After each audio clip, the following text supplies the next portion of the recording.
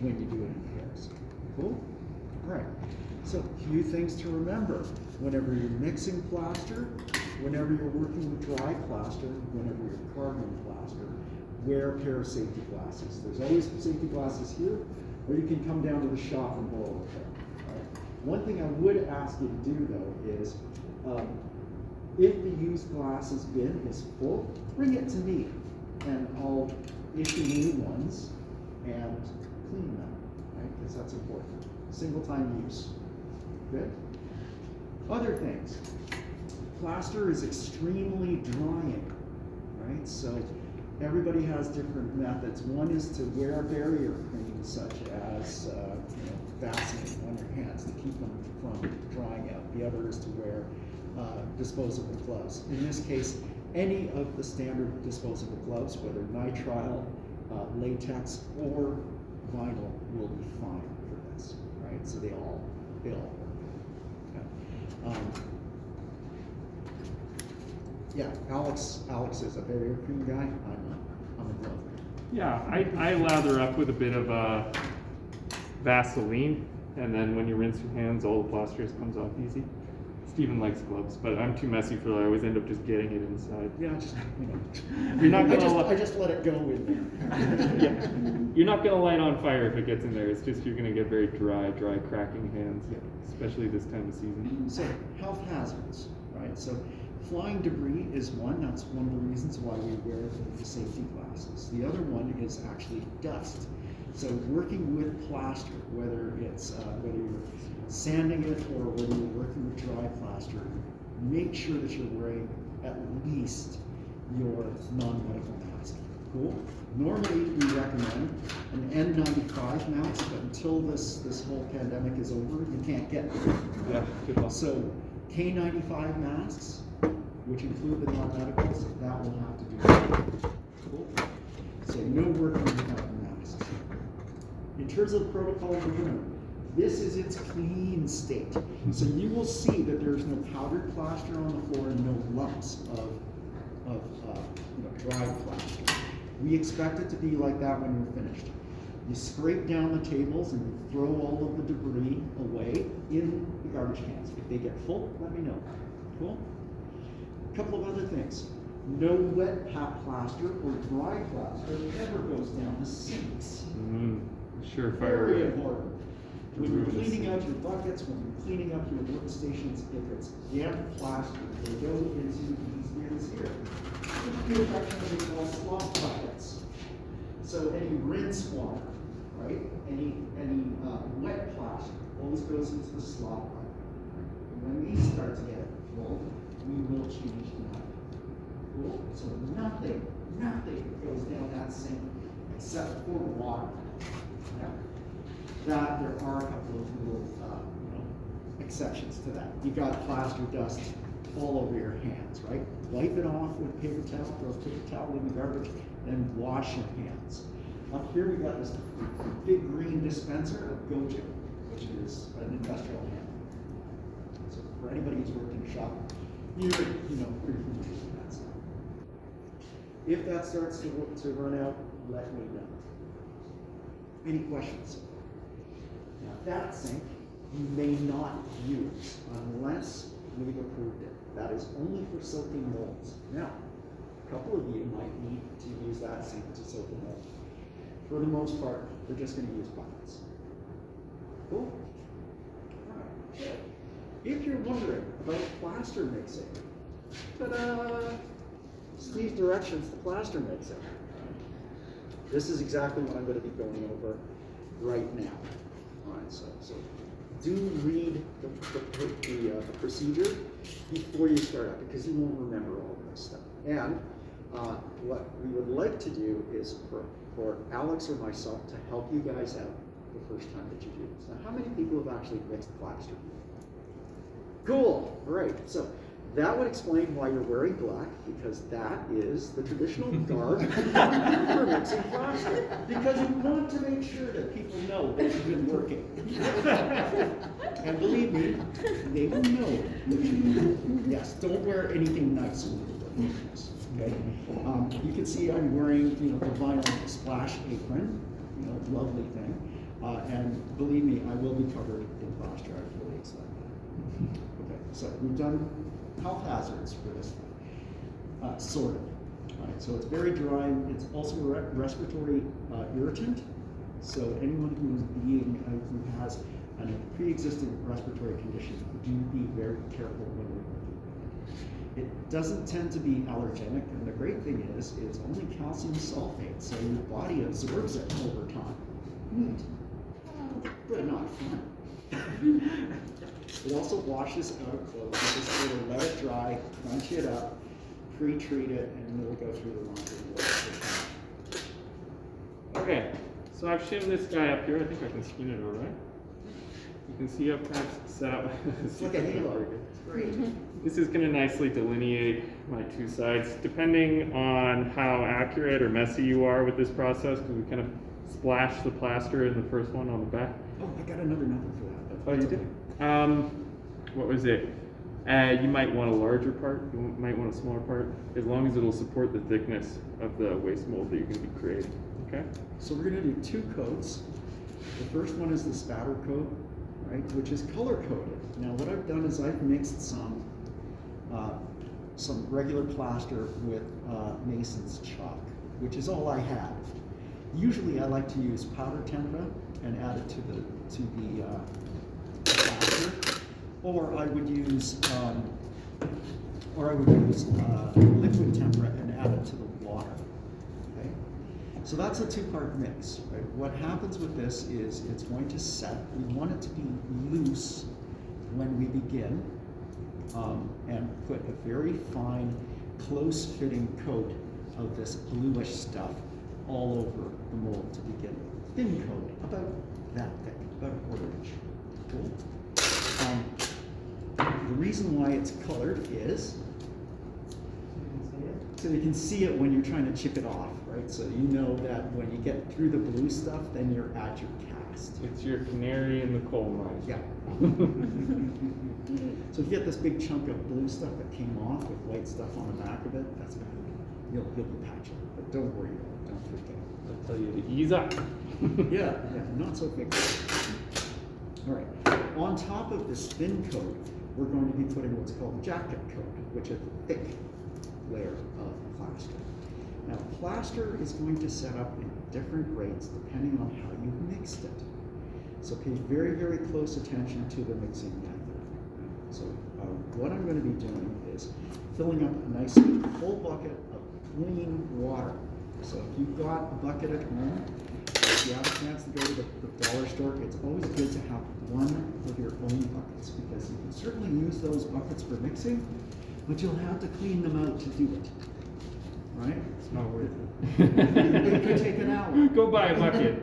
So buy a bucket, is what I'm saying.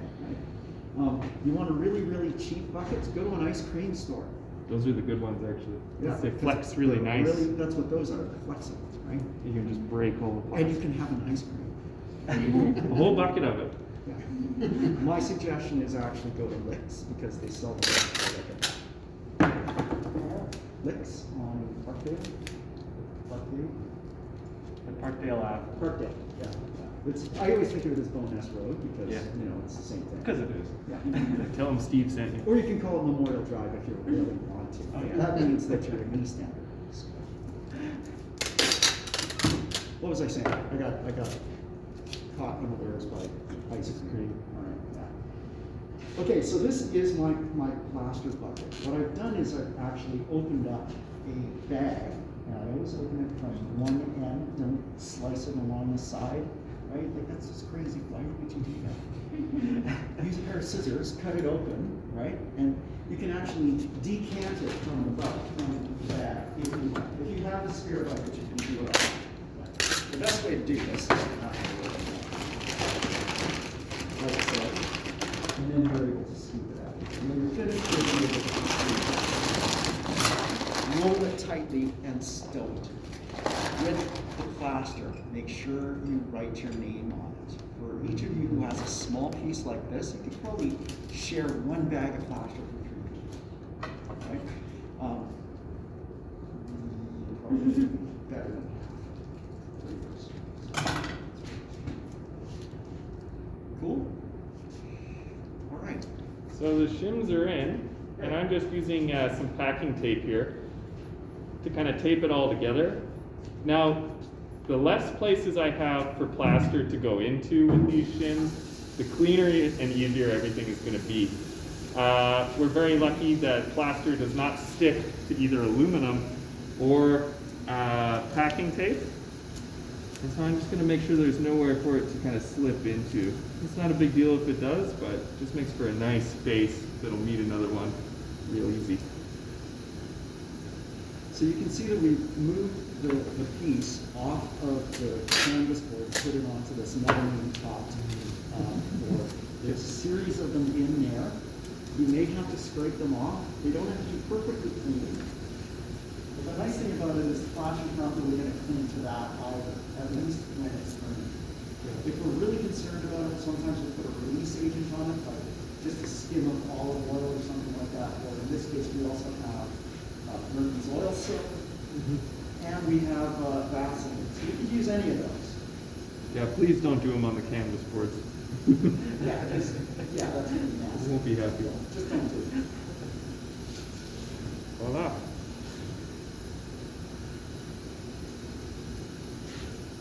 That's about as far as I need to take this guy. One last piece there. Okay, so when you're mixing the plaster, it's actually a chemical reaction, right? So we use cold water when we're doing this because it slows it down, right? If you use hot water when you're doing it, good luck getting hot water in this building. If you use tepid water, it will be a little bit faster, right? So my suggestion is, for those of you who haven't got a lot of experience with plaster, let's use cold water. Now I could go into the whole deal about displacement method for figuring out how much you're going to need. But when I figured it, I said that basically a little, ramen bowl would be good enough if I filled it, say, 3/4 full. So that's basically what I'm aiming for. Now, when you're mixing the plaster, it really depends. I can't give you 1 cup of plaster to 2 cups of water. That's not going to work every day because our ambient humidity is changing and the humidity of the plaster is changing. So the best way to do this is an eyeball method, and that's what I'm basically going to teach you. So I'm going to fill this by about 2/3. Right? I know that when I add the plaster to it, it'll rise up by another, overall by about another 1/5. Okay, so if I filled the tub up, it would overflow. So I'm gonna go to about here, and I'm just gonna do that by dipping it. So just about a little bit over half. Right? Okay, this is my pre-dyed plaster. What I want to do is to avoid making a lot of dust. So I'm not gonna grab big handfuls and dump it in like that. I'm just gonna shake it over the surface and let it precipitate into the center. What I'm aiming for is a little island to form on the surface and persist for about 10 seconds. So I got an island, but it's not staying there, right? By doing it this way, close to the surface of your water, you're reducing the amount of plaster dust that's released into the room. Notice too how he's sifting it out. That'll stop any big clumps from forming in there, which can kind of mess up your measurements and also makes it harder to mix it without getting air bubbles. And by the way, if your plaster has great big lumps of hard stuff in the center, pick them out because they're not actually going to break apart. 5, 6, 7, 8, 9, 10. They're not quite enough. So I'm just going to add a little bit more of that plaster. I'm not going to worry that it's not dyed because It'll work itself. I'm going to mix it all together. You have to bring out all the coloring material, or is there stuff? I'm going to try and get some for you guys. Anything will work. Really That's pretty well. good, right? It's persisting, right? So just another tablespoon. Now, normally I would get my hands in there, which is what I'm going to do. Don't disturb the camera. It's very precariously Pretty placed. stable, huh? would say. Is it? Okay. Ah, I think so. I didn't knock it over. And I didn't knock it into the plaster, which is the most important. I mean, you'd have to look like dump it all the way. Yeah. So you can see, I'm not freaking out, I'm not rushing, right? What I'm gonna actually do is just stir it. And what I'm gonna also do is work out any lumps with my fingertips, right? At this point, if I say that, it seems a little bit thin, I might add just another little cupful. But what I'm usually looking for is that once I get all the lumps worked out, if I lift my fingers out of there, it's going to coat it. So to me, that's not quite it. So I'm going to just add. Now, here's the problem. If you're mostly mixed and you add some more, it's going to accelerate the set, and it's also harder to get all the lumps out. So you can see that, I'm messing around with it a bit in this little container. Imagine if I had my hand elbow deep in a bucket and I was trying to mix up a large batch. This would be hard to do. Okay, you can see this is a nice pleasant gray color now. And I want to make sure that I get rid of all the lumps. Right, you see all those bubbles on the surface? What we want to do is to eliminate the amount of bubbles. If you agitate your plaster, it will be weak and full of bubbles. Cool? So yeah, the slow mix and squeezing it out is the way to go. Yeah, So I this like is- to describe the mixing process as like, rather than stirring it up, you kind of put your hand in and you want to tickle the plaster. That's good. And the more you take your hand out and put it back in, the more air you're introducing it. So usually I'll put it in, it's easier with a big bucket because everything sinks to the bottom. And I'll just go in and I'll just search for lumps. Once the lumps are gone, then I just keep working my fingers around inside of it. Seems more like a massaging method. Yeah, absolutely. Yeah. Yeah. It's Tickle, fold, massage. fold, don't stir. Right? Yeah. Okay, so you see how it's clinging to my hand? That's an indicator of how it'll cling to your form, right? So how it'll cling to the outside of your piece. So that's where we want to be. I'm going to be super wasteful and just pull that out. It's like a cooking show. I got a little dump behind me. Isn't that great? Okay. So when you're working with this, I love these silicone brushes because we used to do the flick method, and which is great because it gets really into every little crevice. But so does the silicone brush. This is the method I was talking about. Yeah, no, not that way. You get bubbles? Yeah, you do, but you can pop them. Now, the normal way to do it is after you get some of this skin coat on, you can see the bubbles there, right? You blow on it, and that gets rid of the bubbles. So satisfying. Yeah, it's all right, eh? I like Sorry. it. Make sure you get into every little crevice.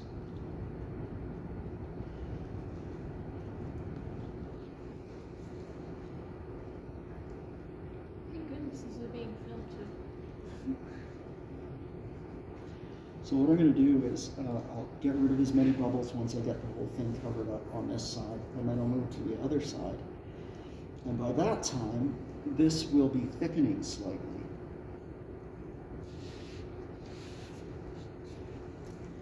And by the way, I don't really care about drips, do you? You shouldn't, is what I'm saying.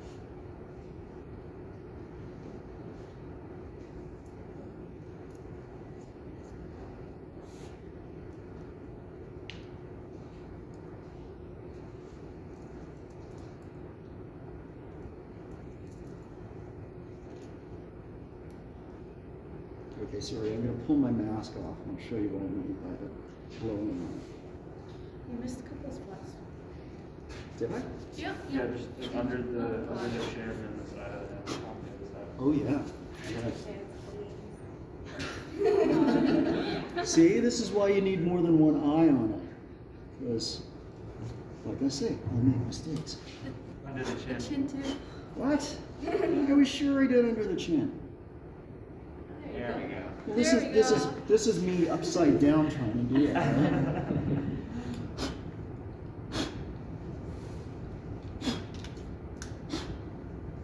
See how that pulls some of the bubbles out? What we'll also use sometimes is agitation, so we'll tap on it. You'll see that a little bit later on when we actually do the cast. So I'm going to come to this side, to the side that I can actually see. I'll do it this way.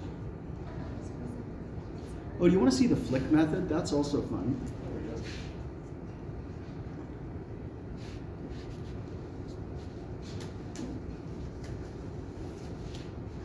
So you just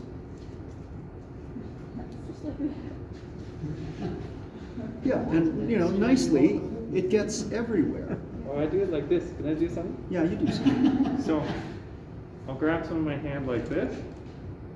Oh yeah, I like that. That's good too. Ooh. So I do a lot of big molds. So this, I'd say if you've got a big guy you're doing, this is a very fast way to do it before all your plaster sets up. This stuff has a hot life. Usually when we're doing like investment molds, which can be quite large, we'll do it that way. The only thing I really like about this is you get right in there.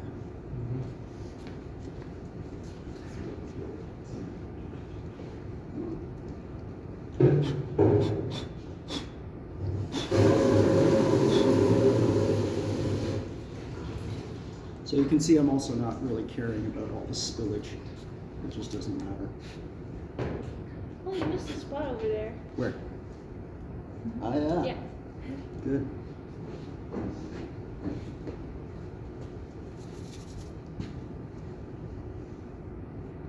So I'm just going to keep adding this until it starts to get thicker. Really, it's the first layer that you want to be clinging to the mold or to the positive really tightly. After that, if it's got air bubbles, it just doesn't matter. Mhm. Yeah, the jacket, which is what goes on over this layer, is just to give it some rigidity. That layer, just throw her on, more or less. Yeah.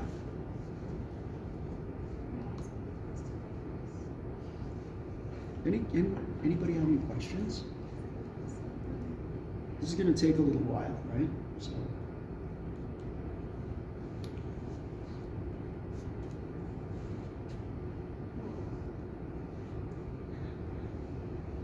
Okay, let's say you accidentally left bubbles in there, how bad is it? Well, it's not horrible, but it will affect the surface, right? So it just means probably more cleanup. Okay. It's not the end of the world. Okay. Yeah. You know, all this business of bubbles is like because we're fussy.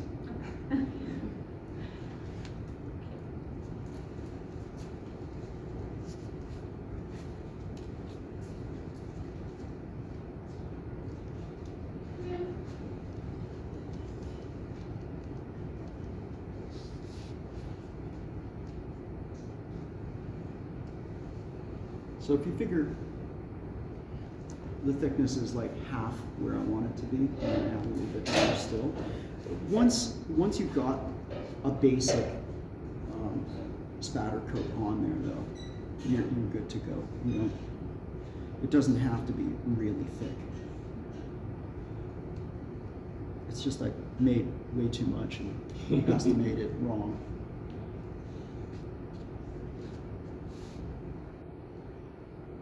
It's kind of fun though when you have all that in the bowl and then it hardens. You can knock it out, and get it out in like one solid piece.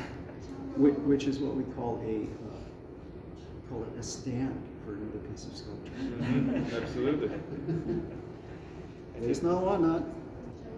I did a residency in New York State, and what was it? I was using all these milk jugs to pour tons of plaster and that to build these molds, these ceramic molds. And Oh, so you have blocks. well, I had the base of like 25 milk jugs, like just stacked up. There's like kind of that shape. It's kind of Cool. interesting. Just a collection of them.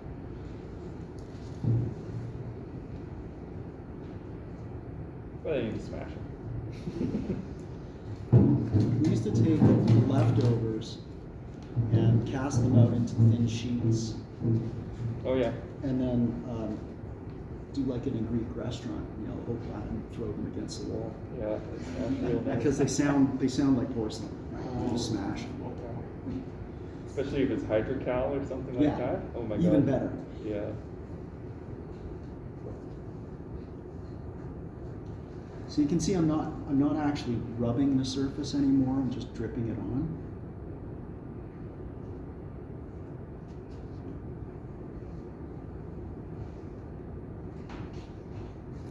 Yeah. If it starts to set up and you do disturb it with the brush or something rather than just lay it on, it'll kind of leave kind of a weird mark onto the surface lots of times.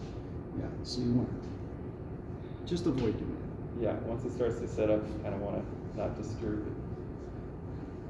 So when it sets up, it's going to start to warm up, right? So it will reach such a temperature that we always give the warning, don't ever do direct life casting with this because you can actually burn a person, right? So, right, with plaster repairs. It gets hot enough to actually do that. Also, really nasty to be inside of a cast when this stuff starts to set up.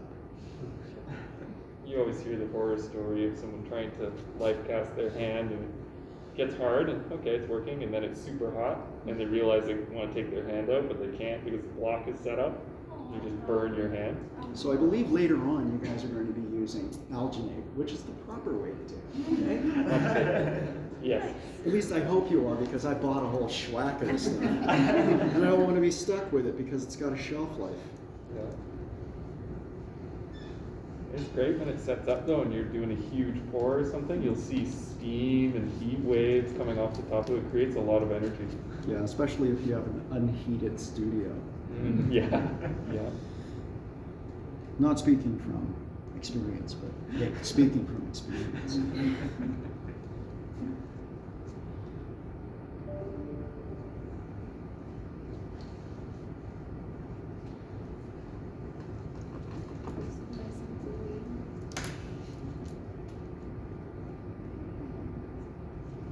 See how it's getting goopier? Yeah.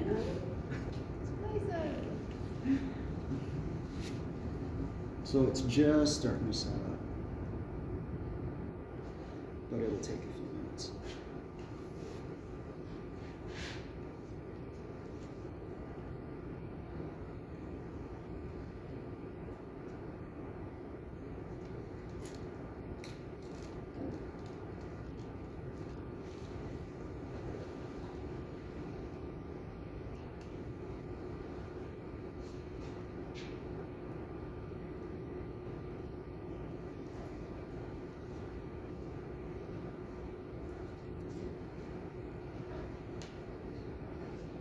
Cool.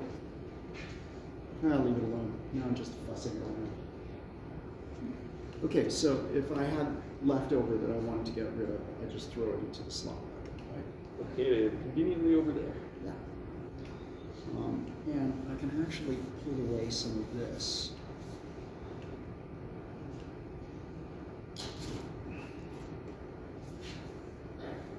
And just get rid of it.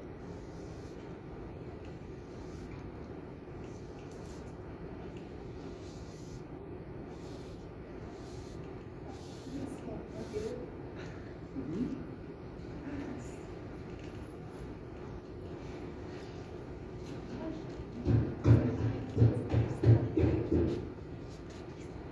So like I say, you can certainly fill out the buckets. Or when you rinse them out, you can use the slot. I like to have a bucket of water on my work surface when I'm working, in case I get some on my hands, I can rinse it off in there. We don't want it down the sink, right? So I'll have a bucket if I need to rinse a tool off, I can just give it a shake in there, it's good to go. Yeah, you can always use your fresh water bucket for that. Just not go and mix into it afterwards. I just wanted to point out to you guys too, you see that little black bucket with the metal sticking out of it? That's where we got the shims from. So when you're looking for those, they should live over there. You don't use them all up, you put them back there. And if you need yogurt containers or something like that, come and see me. I have like 1,000. So they're really good for small amounts or for using as plasters too. This guy.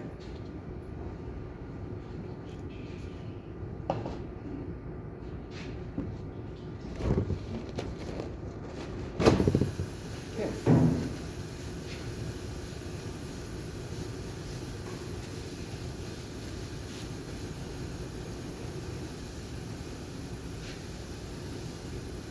Okay, that chalk worked pretty well. I'm kind of happy about that. So, if you have leftover like powder template paint from when you were little, you can certainly use that. Otherwise, come and see me. We're going to use small amounts. So, I'll have chalk until the chalk runs out, and then we'll use other stains. Where will this guy live? I'm going to actually donate that for the time being, and it'll be in this bin here, which is the tool bin, right? And it'll be back here somewhere. So yeah, now we just Now stare we at wait. each other while we wait anxiously. So you can actually see how it's beginning to set, right? We want it to be basically set to touch before we start the next coat, which is the jacket. That's the thick part. So when we mix up the plaster for that, I usually do a fast mix. So when I get to that island stage, I'm going to add another full scoop or two. And then it'll be quick and thick. And fairly soon you'll be able to just sort of scoop it up, stick it on, and it'll be the texture of oatmeal, let's say. A good solid breakfast oatmeal, not like that thin steel cut stuff. We're talking about old-fashioned rolled oats, properly good. A little touch of salt. I'm very hungry. I haven't eaten anything since like 8. That's not good. You should definitely eat. Okay. Plaster is an interesting material too, because as you watch it set up, it'll pull all the moisture. Is it out and then in, or in? Yeah, out and then in. Yeah, out, and you'll see it kind of get more wet, and then you'll see it pull it back in, and it'll get more matte. It's really interesting. If your mix is thin, right, and you're pouring into a vessel, what you'll see is a skim of water will appear on the top surface. Right? It means you were a little bit stingy with the amount of plaster powder that was put in. So next time you might just make it a little bit thicker. But that's a really good test. You remember when I stuck my hands in, I pulled them out again, and it coated my hands. That's perfect. It's like a heavy green. Yeah. Yeah. Yeah. Not quite a clotted cream, but better than whipped cream. Now I'm hungry. And I just ate.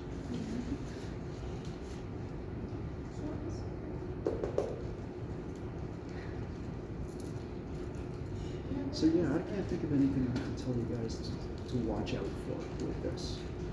So that is that what the bubble you're talking about does? Yeah, that's a surface bubble. Okay. Right?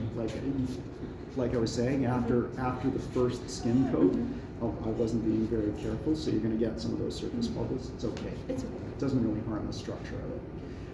Remember that you're going to be chipping this off. Now, what you really want a good mix for is when you're doing your cast, right? You want to be very careful. Nice clean bucket with no chips in it, right?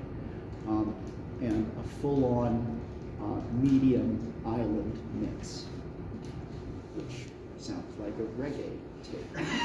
Medium island. So the longer you mix it too, there's ways that you can kind of change the setup time.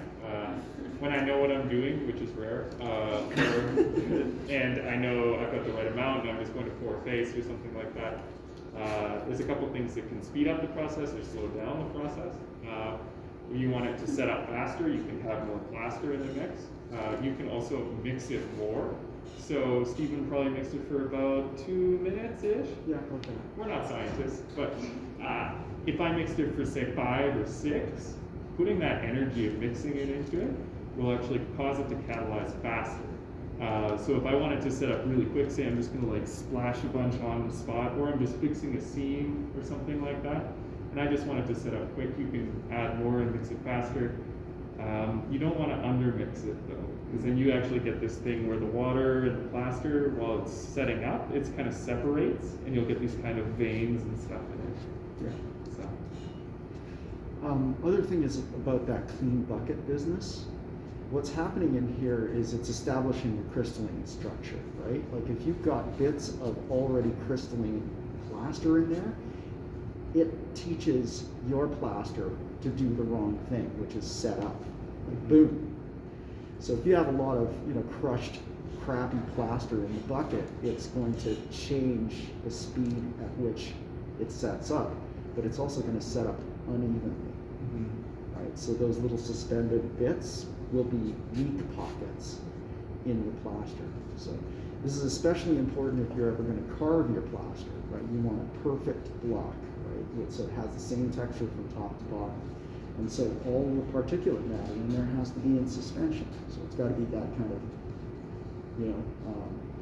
heavy cream texture. Or you're going to get a lot of your crystals precipitate out to the bottom. So it'll be weak on top and strong at the bottom, which is not a good thing. If you want a stronger mix as well, there are additives that you can use, but they're basically all PVA glues. Right?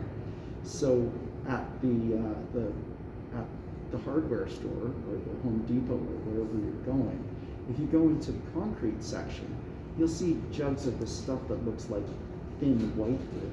Right? And what it is it's a strengthening agent for concrete. Works equally well for plaster. So it makes it just a little bit tougher. Don't do that if you're carving, because it's bad. I did that, and I was unhappy afterwards.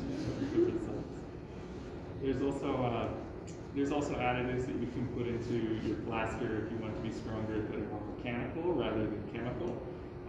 So like, when they mix up concrete and they put rebar in it, the combination of the concrete, which is really stiff, but the rebar, which flexes and is also strong, makes for an infinitely harder material. So some people will mix chocolate fiberglass and things like that into their plaster. Don't use that around here without telling us. Yeah, please. But I've used it, it works great. But the poor man's version of that is just to put some toilet paper in there. Whatever it is, the fibers, you could throw that thing against the wall and it won't break. If you go to the garden center, you can get bags of cocoa fiber, and that's really good. Not only is it strong, it's also biodegradable over a period of time, which is really cool. Burlap is another one. Burlap is great. So we're going to use a little chunk of burlap to reinforce the back cap, because we want to be able to pull that cap off in one piece really easily. We're not going to reinforce both pieces because we're going to want to be able to chip this really easily, right? Because that's where all the detail is. The other thing that you can use is if you've got leftover, and actually I think I'm going to use that instead because it's really small. I have plaster wrap, right?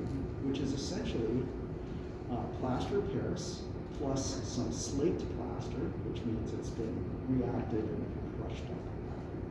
So mixed together, which is the reason why this stuff doesn't heat up like that stuff does. Right?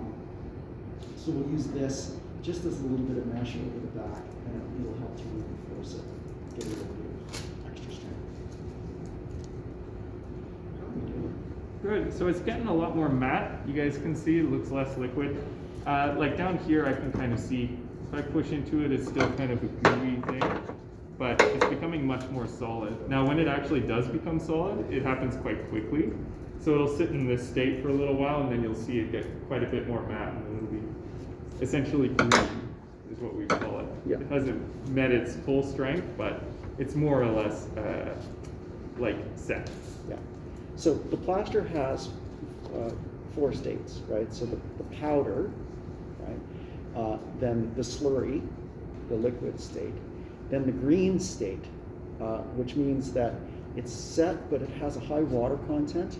Takes, well, in Calgary, about a week for all that water to go away. right? Unless it's raining outside. in Takes which about case- a month and a half in Halifax.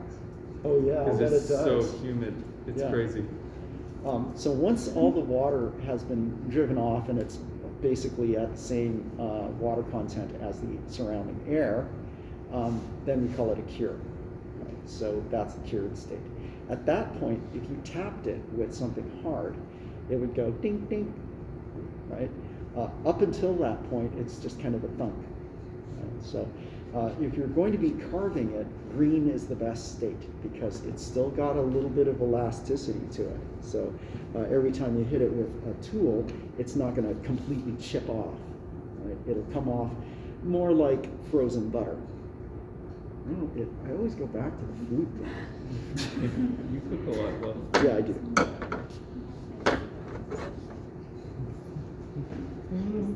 Any questions?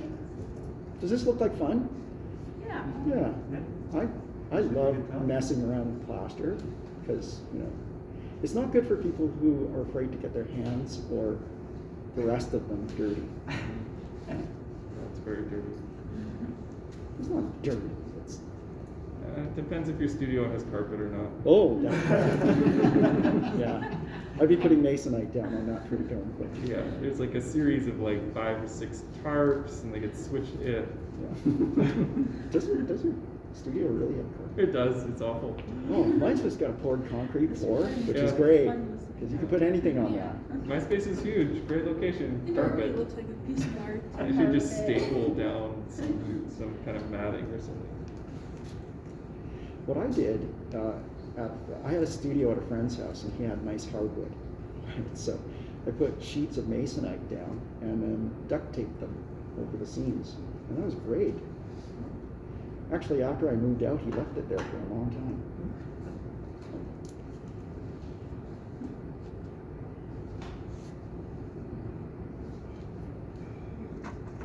So how are we doing?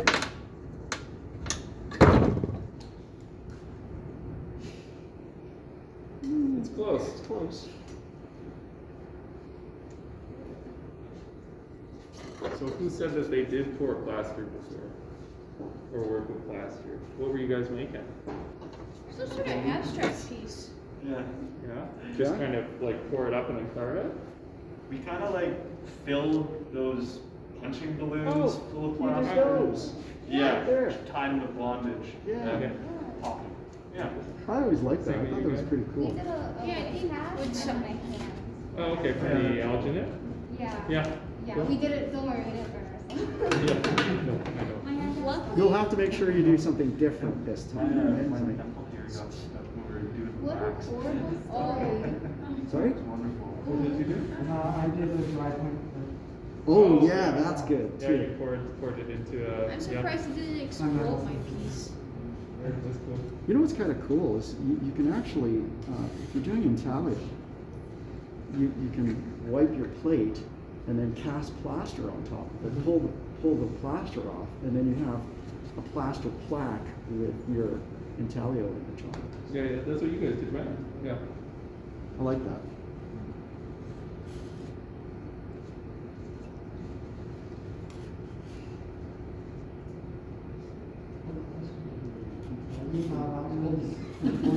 What school was that? Oh, okay. So people ask sometimes, it's like they say, oh, plaster, it's not very permanent. Well, as long as you don't leave it out in the acid rain, it will last for thousands of years, right? Or at least hundreds of years. You can seal it as well when it's totally, totally bone dry. Yeah. If you're going to glue it or you're going to paint it, though, wait until it's completely cured out. Right? Do not put anything on it while it's still green because it's sweating. Right? You'll And just push it off. Yeah, it'll just shed it, and then you'll be sad. And we don't want you to be sad.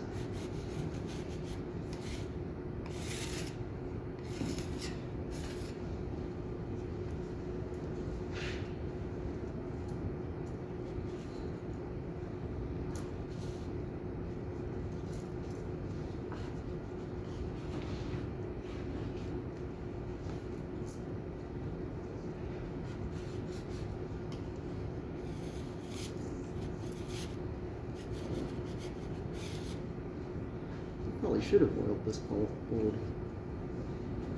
It's not as slippery as I hoped it would be.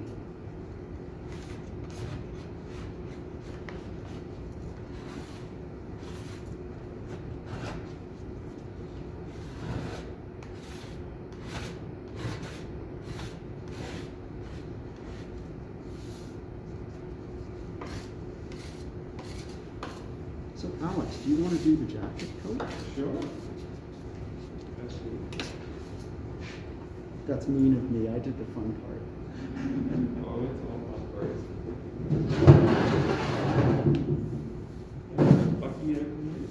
Yeah. Brandon needs to. Yeah, I got some things. There's one. That guy work? Oh, yeah. You were seeing me move the garbage can around. You were allowed to move the garbage cans around, right? Take them to where you are, and then just scrape the stuff in, right? Don't try and pick it up and walk over it, because you're just gonna spill it. How's it doing? Almost. Oh yeah, it's getting pretty good. See, I can't push my fingerprints into it anymore. I can kind of deflect it, but it's damn close. So I have a feeling by the time I'm done talking and mixing up this plaster, it'll be good to go. It'll only be sticky enough, anyways. Yeah.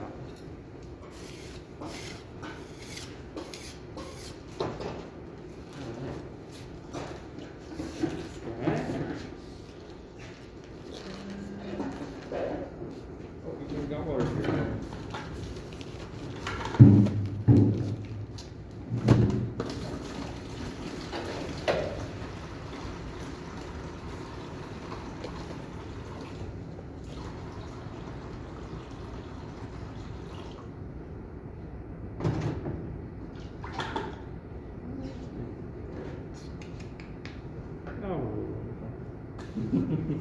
What? What? What? There we go. I like to have a rag so I can get my hand nice and dry in case I gotta go back Oh yeah, I was gonna bring some rags. into my plaster bucket. I put my nice wet hand in there. Yeah. That plaster's gonna be trashed pretty quick. We found a little part bag, which we thought, oh great, somebody left us a part bag, we can use it for the demonstration. I put my hand in it and it was full of little peanuts of plaster, like set plaster. And it's because whoever was actually using it was sticking their wet hand into the plaster every time that they were using it. It's like, don't do that, right? Oh. Okay, so I'm gonna start just sifting this stuff out into the bucket. Nice and slow, evenly across the surface of the bucket. Just gonna make sure I don't get any of those lumps. A little less important Well, that when you're does doing make this layer. What's that, sorry? Is there water in there? Yes, absolutely. You wanna check? I can prove it. Yeah, you should I won't lie to you. if you haven't done this before, you should come close to see it, right? Sure. Here, I'll use my long arms to my advantage. See, I can't do that, right? Because If you are Yeah, getting little lumps and chunks in Tyrannosaurus there, you arms. can get your hand in there and break them up as they go in. For a jacket, the jacket layer, far less critical, but if I was pouring this or something, if I was gonna make my actual final piece of this, I wanna make sure that this is nice and broken apart. It's gonna absorb the water better, it's gonna make it easier to mix, and it's gonna give me less air bubbles. Clumps mean bubbles. Well, it does makes it look like it's steaming.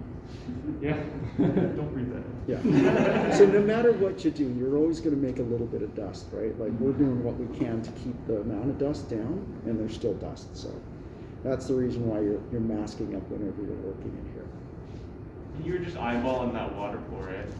Yeah, I like to have more than I think I'll need. Okay, Cool. not a ton more, but more than I think I need. You don't want to run out, Yeah, right? especially for something like a pour. So I kind of treat almost every mixing of plaster very similarly, mostly out of habit. But So I could mix up another batch and skip it on to the next layer, but it's going to adhere to itself better if it's from the same bucket. It's got the same setup time, water content, everything like that. When do you know when to stop? Oh, okay, so I do a similar method to Steven. Is I keep going until I see that little island form in there. So you see how these guys are sinking down to the bottom? Those are my islands. I want to keep going until I get an island that'll form. That one's starting to form there. You see that? But it still sinks in. So you remember when I was doing mine, you could see the second last cut that I put in there stayed on the surface. Okay. So I'll show you guys when it's ready. I want to distribute this evenly across the surface of the water. If I pour it all in one side, I'll get an island there pretty quickly, and that's not a very good indicator. So.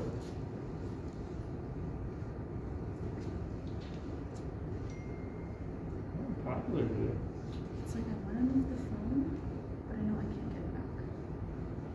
You want what? I want to move the phone for the people to see, Oh. but I know I cannot get it back to I how think it is people right now. can see What's it. happening off camera is I have a bucket, descriptive audio, and I'm slowly adding some gypsum plaster to it. It's very Actually, I exciting. think it's visible. I can see it.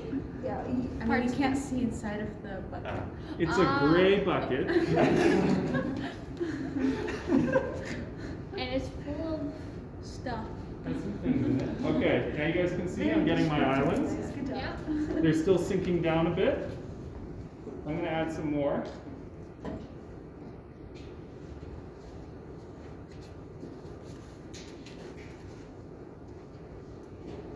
Richard's taking a picture, maybe he'll gram it and you'll be, Yeah, I'll be gram able to it. see it.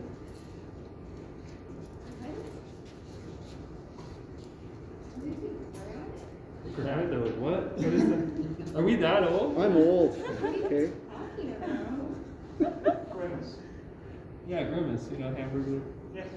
Okay, so I actually like to mix up my plaster. There's not a lot of wrong ways to do this. Me and Steve do things very differently. I like to mix it up until I just get an island that's staked. And then you can see it's slowly hydrating. I'll knock the peaks off that island into the plaster. And then I'll actually let it sit for a while. This is called slaking. And I'll let it hydrate. I'll wait until all of that plaster is no longer white, all right?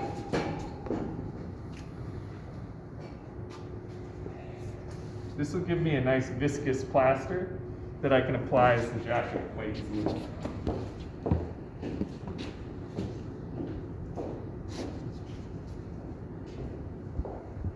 James, are you in this class? Yes. Oh, where you been? Yeah. Anyway, I get it. Well, you just caught the start of the demo here, so you're set. Ah. I'm kidding. You might need to check in with us later. You'll definitely have to check into this Oh later. yeah. It's not 2 o'clock, right? Wow. 2 o'clock. 2 o'clock. No, No. Wednesdays, it's 11:30 to 1. Oh, Mhm. Wednesday is 11:30. Oh. Friday, 2 o'clock. Oh, jeez. Sorry. Oh, the thing I said, it's too late. Too late. Too late. I just think about 2 o'clock. I said, almost. Yeah. Okay. So that looks pretty well hydrated. Pretty much no white plaster sitting up on the top.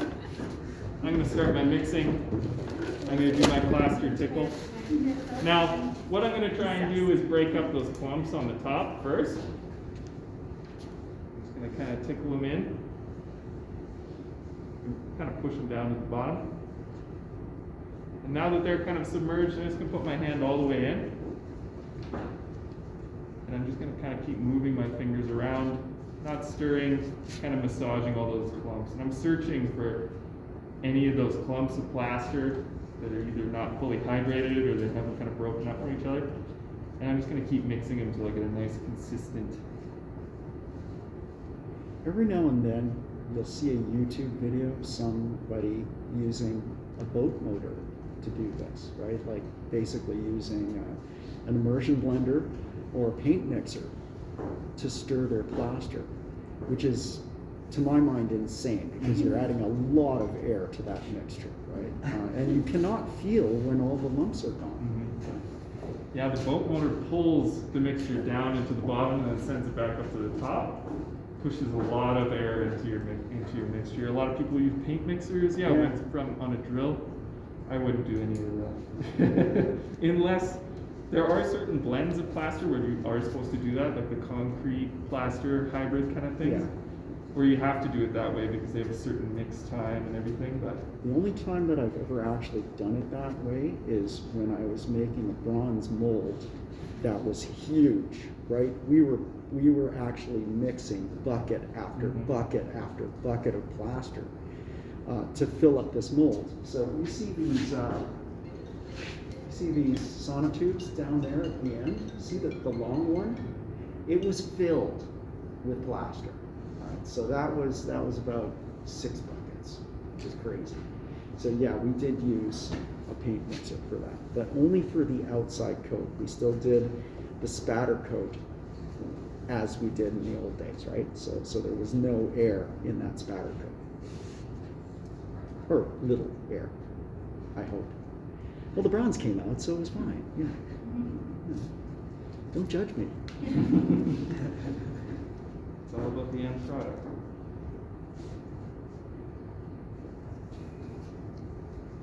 Do you want that trimmed tighter? It could be okay.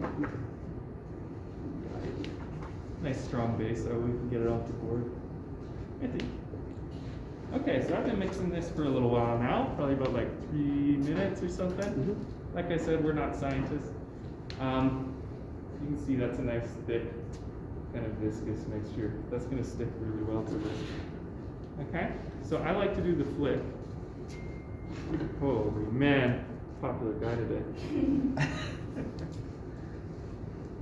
Just throw it on layer by layer. Now this is going to start setting up in the bucket. This is a larger amount. So at a certain point, it's going to become thicker and thicker.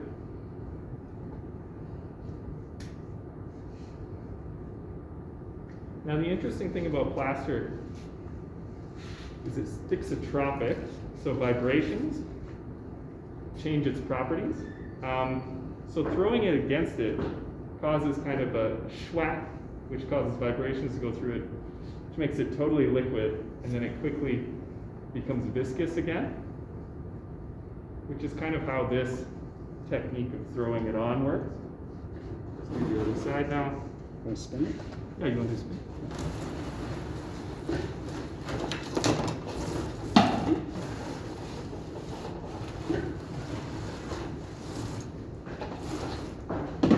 Bigger bucket of plaster means it'll probably set up faster. Incidentally, that works. Mm. Got me. Did I get you? Yeah.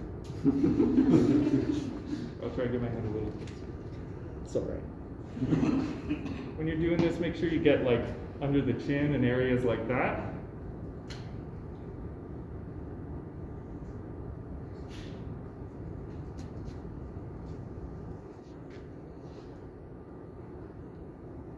Those difficult areas first.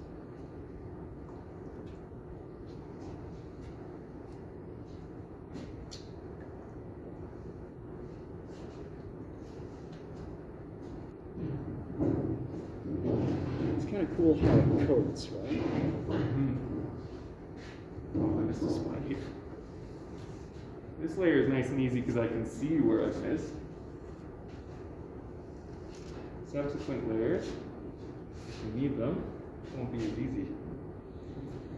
So you can see as well how much of a contrast there is between the blue layer and the white layer. So that'll really help you out when you're chipping it off.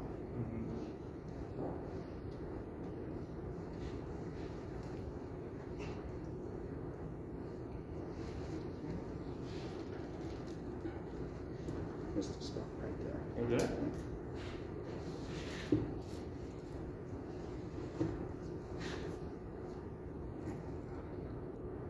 Yeah, make sure you really support those kind of areas up in there. Or when you glove your mold, you might have difficulties.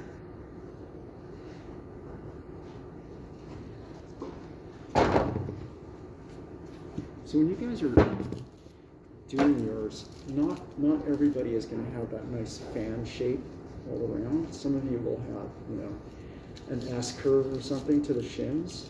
So that does make it a little bit more difficult, right? You want to walk around it Like, I usually say, do it at the end of the table so that you can walk all the way around, or spin it.